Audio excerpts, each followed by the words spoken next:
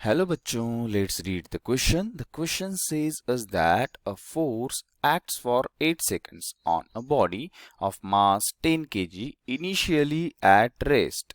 The force then stops acting and the body moves 80 meter in next 5 seconds. Now we have to calculate the force that was acting on the body.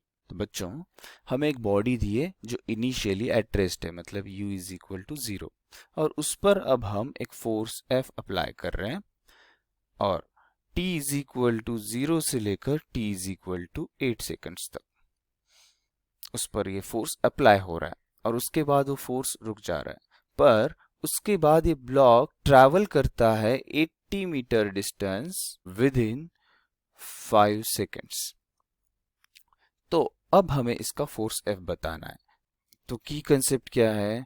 की concept ये है कि जो उसने velocity attend की है उसके help से हम उसका एक्सेलरेशन फाइंड आउट करेंगे और एक्सेलरेशन के हेल्प से हम उसका फोर्स फाइंड आउट करेंगे। तो जैसे हमें पता है 5 सेकंड्स में उसने 80 मीटर क्रॉस किया, तो यहाँ पर जो उसकी वेलोसिटी होगी वो लिख सकते हैं v is equal to 80 metre divided by 5 seconds.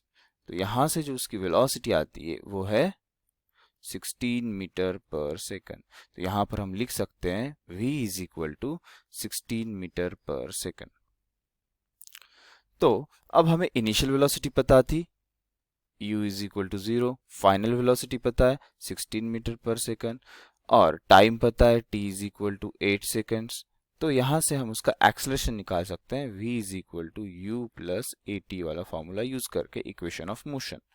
तो यहाँ से उसकी जो वैल्यू आती है v जैसे ही पुट करेंगे 16 मीटर पर सेकंड, u 0 और acceleration a multiplied with 8 seconds. तो a की जो वैल्यू आ रही है यहाँ से एक्सेलरेशन इज 2 मीटर पर सेकंड स्क्वायर। तो एक्सेलरेशन पता चल गया है हमें। अब हमें निकालना है फोर्स। जैसे हमें पता है force is equal to mass of body into acceleration of body. तो यहाँ पर हमें मास पता है वो है 10 kg।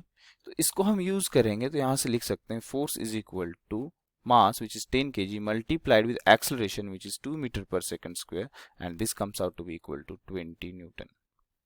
तो यहाँ से हमारा option B is correct। I hope you understand. Thank you. Best of luck.